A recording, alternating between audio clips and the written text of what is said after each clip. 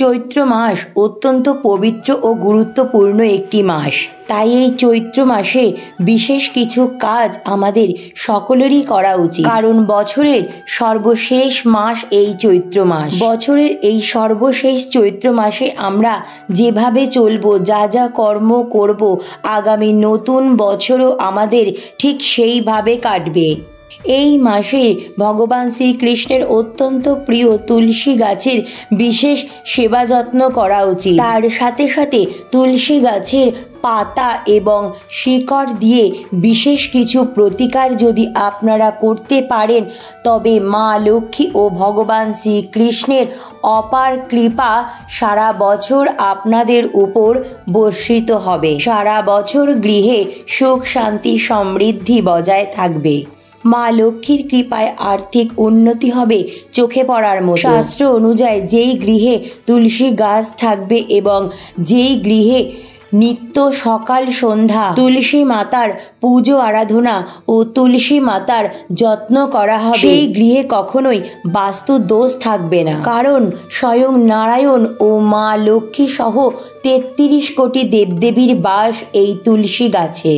তাই পবিত্র এই চৈত্র মাসে যারা তুলসী গাছে নিত্য জল অর্পণ করে, তুলসী গাছের সেবা পুজো করেন, তাদের গৃহে স্বয়ং মা লক্ষ্মী ও ভগবান নারায়ণ সারা বছর অধিষ্ঠিত থাকেন।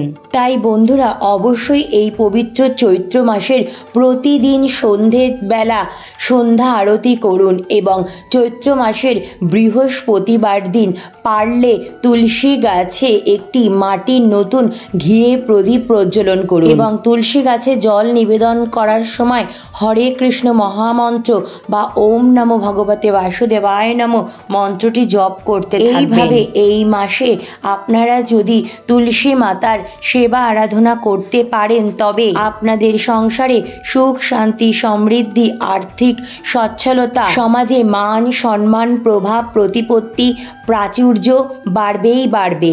তার সাথে সারা বছর আপনারা সুস্থ ও নিরোগ থাকতে পারবে। তাই এই পবিত্র চৈত্র মাসে তুলসী গাছের শিকড় যদি সঠিক নিয়মবিধি মেনে আপনারা ব্যবহার করতে পারেন, তাহলে রাতারাতি আপনাদের দুর্ভাগ্য সৌভাগ্যে পরিণত হয়ে যাবে।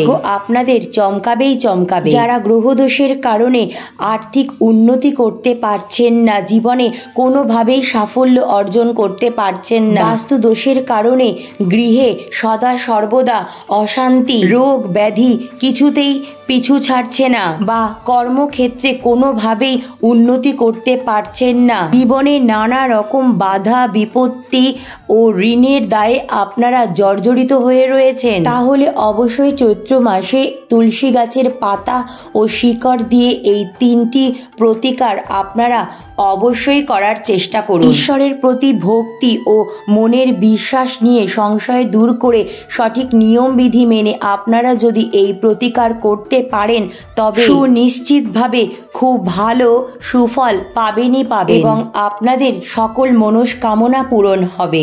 তুলসী গাছের পাতা ও শিকড়ের বিশেষ প্রতিকার এবং তার সাথে সাথে চৈত্র মাসে বাড়িতে তুলসী গাছ থাকলে কোন কোন ভুল একদম করা উচিত নয়। রাধে রাধে বন্ধুরা, আপনাদের সকলকে নতুন আরেকটি ভিডিওতে আরও একবার অনেক স্বাগত।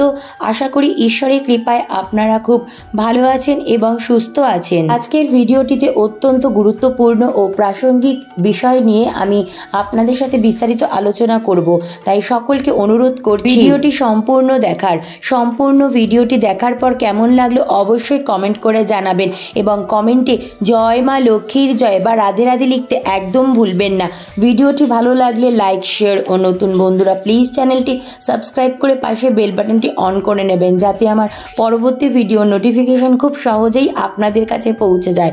আর যে সকল বন্ধুরা অলরেডি চ্যানেলটি সাবস্ক্রাইব করে পাশে আছে তাদের অসংখ্য ধন্যবাদ। তো চলুন বন্ধুরা, আসা যাক মূল পর্বে। তুলসী গাছ অত্যন্ত পবিত্রতম একটি গাছ। আর এই তুলসী পত্র ভগবান শ্রী শ্রীকৃষ্ণ বা ভগবান নারায়ণের অত্যন্ত প্রিয়। ভগবান নারায়ণ বা ভগবান শ্রীকৃষ্ণের পুজো কিন্তু তুলসী পত্র ছাড়া একদম অসম্পূর্ণ। শাস্ত্র অনুযায়ী যেই গৃহে তুলসী গাছ থাকবে সেই গৃহের সমস্ত বাস্তু দোষ অর্থাৎ অশুভ শক্তির প্রভাব খুব সহজেই দূর হয়ে যায়। বহু প্রাচীন কাল থেকেই আয়ুর্বেদ শাস্ত্রে তুলসী গাছের রয়েছে গুরুত্বপূর্ণ ভূমিকা। প্রতিদিন তুলসী পত্র সেবন করলে বহু রোগ ব্যাধি খুব সহজেই নাশ হয়ে যায়। চৈত্র মাসের প্রতিদিন খুব সকাল সকাল পারলে ব্রাহ্ম মুহূর্তে ঘুম থেকে উঠুন। ঘুম থেকে উঠে বাসি বিছানায় হাত জোড় করে ভগবান শ্রীকৃষ্ণ ও মাতা লক্ষ্মীকে মনে মনে স্মরণ করে প্রণাম জানিয়ে দিনটি শুরু করুন। এরপর ঘর বাড়ি ভালো করে পরিষ্কার পরিচ্ছন্ন করে নিয়ে সকাল সকাল স্নান সেরে নিন। স্নান সেরে শুদ্ধ বস্ত্র পরিধান করে নিজ মস্তকে ও পুরো বাড়িতে ভালো করে গঙ্গা জল ছিটিয়ে সকাল পুজো আরাধনা করে নিন। প্রতিদিন সকালে স্নান করে তুলসী গাছে অবশ্যই জল ফুল নিবেদন করুন। বাড়িতে তুলসী গাছ থাকলে কি কি করা উচিত এবং কি কি করা একদম উচিত নয় চলুন জেনে নেওয়া যাক। নাম্বার 1, সদা সর্বদা স্নান করে শুদ্ধ বস্ত্র পরিধান করে তারপরে কিন্তু তুলসী গাছে জল ফুল নিবেদন করতে হয়। ভেজা বস্ত্রে বা বাসি বস্ত্রে কখনোই তুলসী গাছ স্পর্শ করা উচিত নয়। তুলসী পত্র চয়ন করার সময় ভগবান বিষ্ণু ও তুলসী মাতার কাছে অনুমতি চেয়ে তারপরই তুলসী পত্র চয়ন করবেন। একাদশী, দ্বাদশী, পূর্ণিমা, অমাবস্যা, রবিবার এছাড়াও কোনো রকম গ্রহণেও তুলসী পত্র চয়ন করা শাস্ত্রে নিষিদ্ধ রয়েছে। সন্ধেবেলা ভুল করেও তুলসী গাছ স্পর্শ করবেন না। সন্ধেবেলা তুলসী গাছে জল অর্পণ করবেন না। সন্ধেবেলা তুলসী মাতাকে দূর থেকেই সন্ধ্যা আরতি করবেন, তুলসী মাতাকে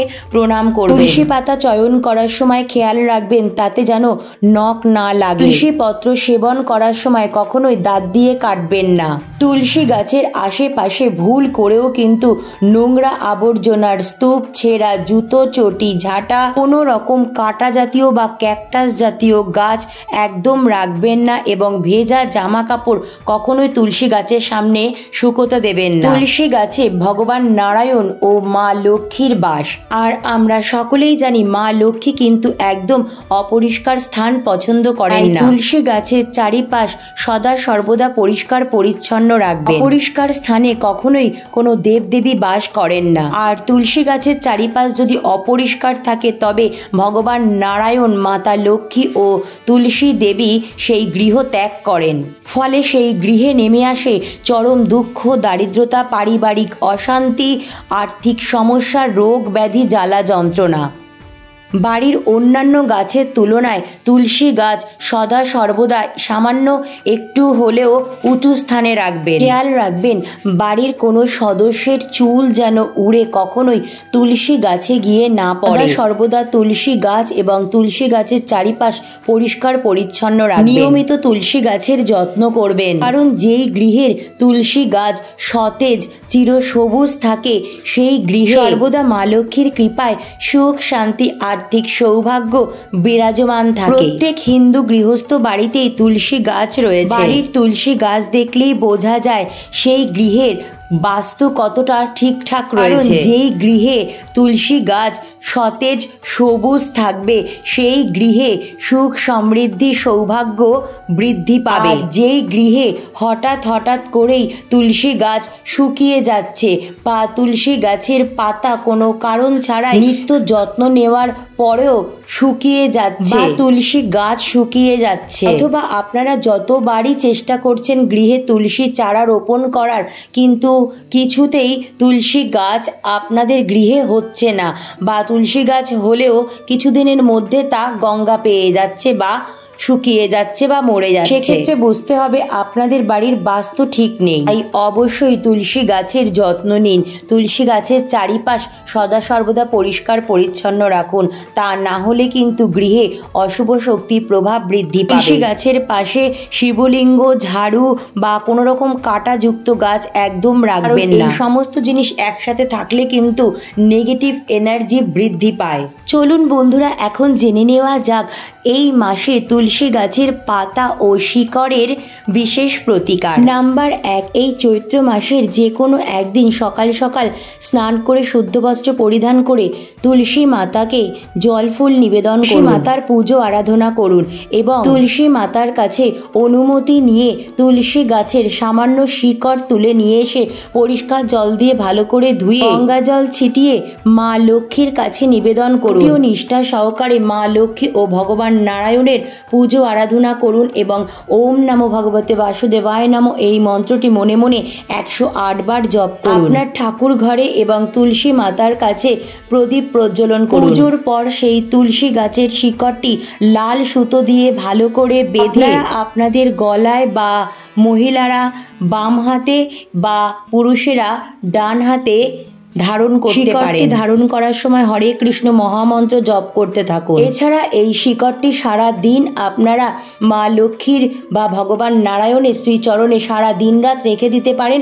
পরের দিন হলুদ একটি শালু কাপড়ে সেই শিকড়টি ভালো করে বেঁধে একটি পুটুলি তৈরি করে সেই পুটুলিটি আপনাদের বাড়ির লকারে কর্মক্ষেত্রে রেখে দিতে পারেন অথবা আপনাদের মানি ব্যাগ বা পার্সেও রাখতে পারেন। নাম্বার 2, রাম এবং কৃষ্ণ তুলসী। ভগবান শ্রীকৃষ্ণের অত্যন্ত প্রিয় এই তুলসী পত্র। পবিত্র এই চৈত্র মাসে প্রতিদিন সকাল সকাল স্নান করে ভগবান শ্রীহরি বিষ্ণু বা ভগবান শ্রীকৃষ্ণের শ্রীচরণে চন্দন সহযোগে তুলসী পত্র নিবেদন করে ভগবানের ভক্তি ও নিষ্ঠা সহকারে পুজো আরাধনার পর যে সকল ব্যক্তি প্রসাদী এই তুলসী পত্র জলের সাথে সেবন করতে পারেন, ঈশ্বরের কৃপায় সারা বছর তারা সুস্থ ও নিরোগ থাকতে পারেন। মা লক্ষ্মী ও ভগবান নারায়ণের কৃপায় তাদের সংসার ভরে ওঠে সুখ শান্তি সমৃদ্ধি। কোনো ব্যক্তির জীবনে যদি শনির সাড়ে বা শনিদেবের কুপ্রভাব চলে তাহলে কিন্তু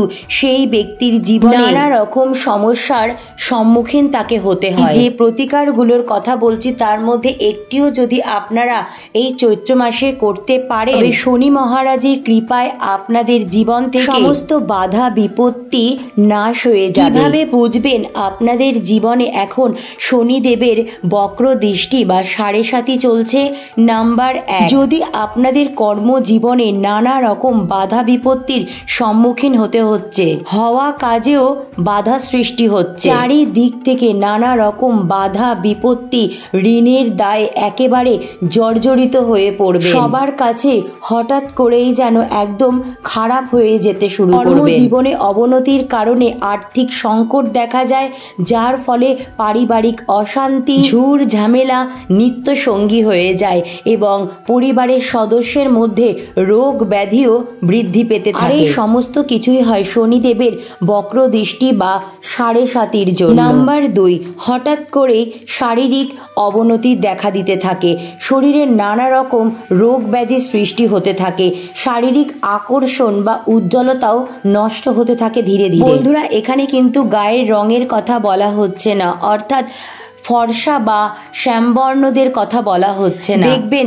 যে সকল ব্যক্তির ওপরে দেবদেবীর কৃপা বজায় থাকে তাদের শরীরে কিন্তু একটা আলাদাই উজ্জ্বলতা থাকে, হোক সে ফর্সা বা শ্যামবর্ণ। কিন্তু যার উপর কোনো রকম দেবদেবীর কৃপা থাকে না তার অরা কিন্তু ধীরে ধীরে কালো হতে শুরু করে, তাকে দেখে মনে হয় সে যেন অসুস্থ। প্রতিদিন সকাল সন্ধ্যা নিয়ম করে হনুমান চল্লিশা পাঠ করুন অথবা শ্রবণ করুন। এছাড়াও প্রতি মঙ্গলবার নিয়ম করে হনুমানজির কোনো মন্দিরে গিয়ে হনুমানজির পুজো আরাধনা করুন, বাড়িতেই হনুমানজির পুজো আরাধনা করুন। হনুমানজির উদ্দেশ্যে প্রতি মঙ্গলবার এবং শনিবার প্রদীপ প্রজ্বলন করুন। এর ফলে শনিদেবের বক্র দৃষ্টি বা সাড়ে থেকে আপনারা মুক্তি পেয়ে যাবেন, কারণ শনিদেব স্বয়ং নিজেই হনুমানজিকে বলেছেন হনুমানজির ভক্তদের উপর কখনোই শনিদেবের কুপ্রভাব তিনি পড়তে দেবেন না। যে কোনো শনিবার শনি মহারাজের কোনো মন্দিরে গিয়ে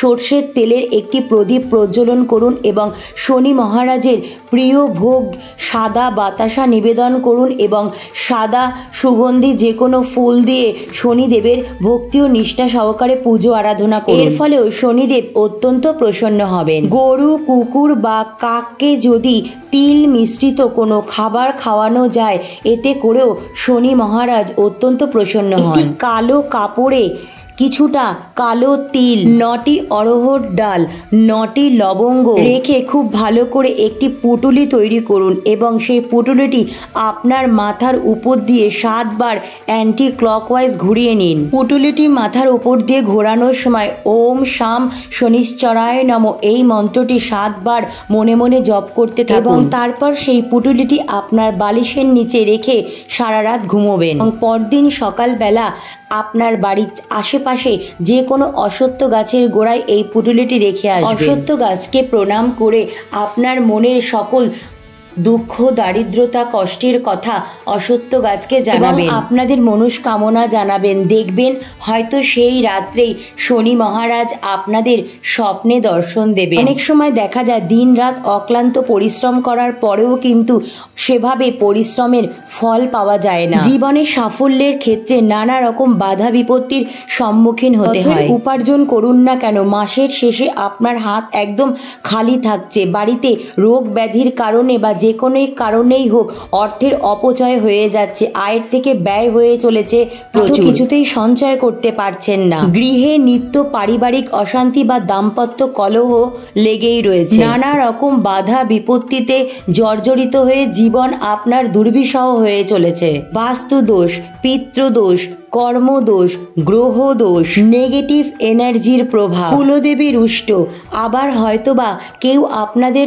ক্ষতি করেছে, নজর দোষ, এই সমস্ত কিছু থেকে মুক্তি পেতে অবশ্যই এই প্রতিকারটি করার চেষ্টা করুন। আমাদের উপর যদি শনিদেবের বক্র দৃষ্টি থাকে বা শনির সাড়ে সাথী থাকে তবে কিছুতেই কিন্তু জীবনে উন্নতি হতে চায় না। শনিবার বড় ঠাকুরের বার অর্থাৎ শনিদেবের বার। শনিবার দিন হনুমানজির উদ্দেশ্যে একটি প্রদীপ প্রজ্বলন করুন। সর্ষের তেলে 2টি নিখুঁত ফুলযুক্ত লবঙ্গ রেখে ভক্তি ও নিষ্ঠা সহকারে হনুমানজির পুজো আরাধনা করুন এবং অবশ্যই হনুমান চল্লিশা পাঠ করুন। হনুমানজিকে প্রণাম করে নিজের সমস্ত দুঃখ কষ্টের কথা, মনস্কামনার কথা হনুমানজিকে জানান। পুজোর পর সেই তেল মাঝখানের আঙুল দিয়ে হনুমানজিকে প্রণাম করে নিজের নাভিতে লাগান। 2টো আঙুল চুবিয়ে গলায় ও কাঁধে লাগান। সামান্য কিছু তেল আপনার জিভে ঠেকান। এর ফলে আপনার শরীরে যদি কোনো রকম নেগেটিভ এনার্জির প্রভাব থাকে তা দূর হতে শুরু করবে। আপনার ঘরে সেই প্রদীপ জ্বললে বাড়ির